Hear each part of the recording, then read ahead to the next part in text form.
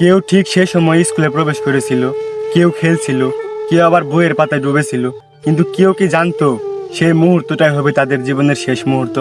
হ্যাঁ, আমরা বলছিলাম সেই মাইলস্টোন স্কুলের কথা।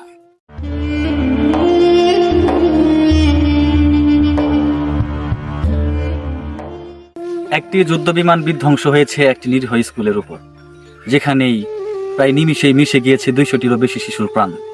সেখানে যদি আপনার একটি বোন হতো, অথবা সেখানে যদি আমার একটি ভাই থাকতো, তবে কি সেই কষ্টটা বোঝা যেত?